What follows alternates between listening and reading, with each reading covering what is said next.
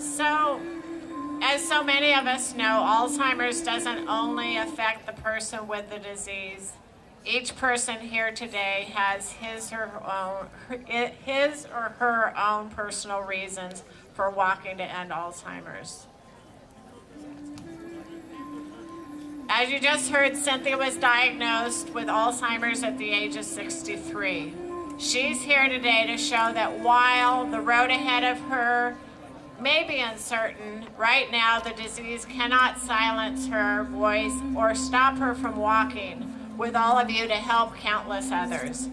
Cynthia walks to end Alzheimer's for herself and the 5 million others with the disease nationwide.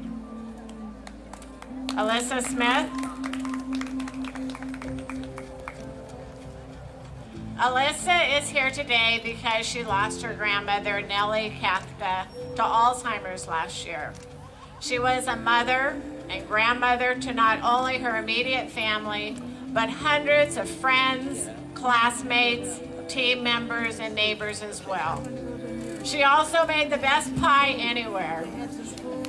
Alyssa now volunteers her time. She's part of our Napa Valley Walk Committee, and she walks to end Alzheimer's in memory of her grandmother, Nellie, and in honor of the families who have lost someone they dearly love. Doris Parham.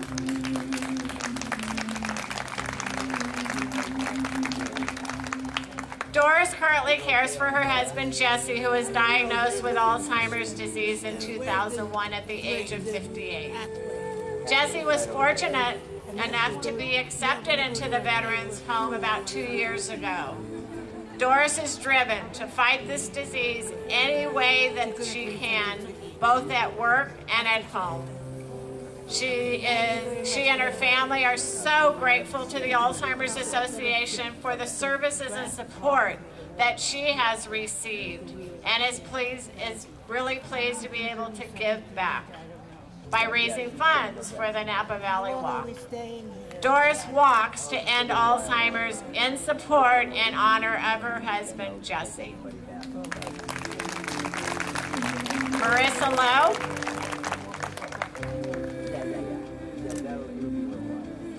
Marissa serves on the Alzheimer's Association North Bay Public Policy Committee and volunteers her time as the Alzheimer's Association ambassador to Congressman Thompson. Marissa is a supporter of the cause and sees too many people losing their battle with this disease, and knows that by coming together, we can be a force for change.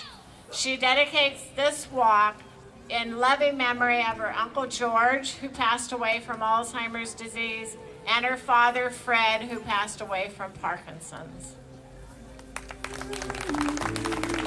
So these 4 people, and the symbolic flowers they hold, represent the promises we have come together to fulfill. Promises to honor, this always gets me, I'm sorry, to remember, to care, and of course to fight. These promise flowers represents the diverse reasons why we have gathered together, and they will create a colorful, dynamic, and meaningful garden. Many of you have put your hearts and thoughts into your own flowers today, and now, if you currently have Alzheimer's disease or dementia, I'd like you to raise your blue flower over your head and hold it there.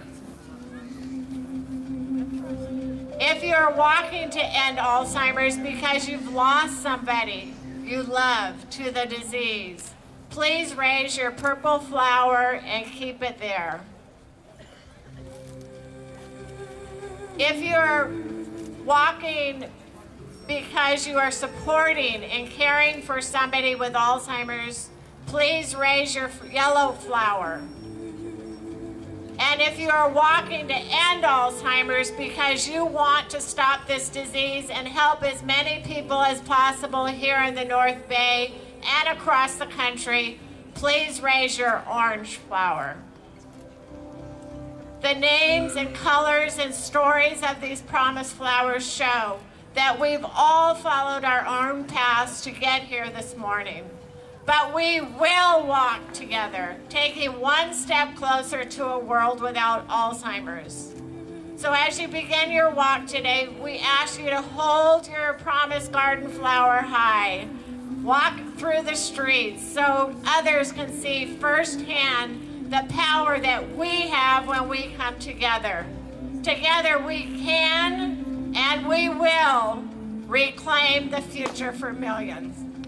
One step at a time.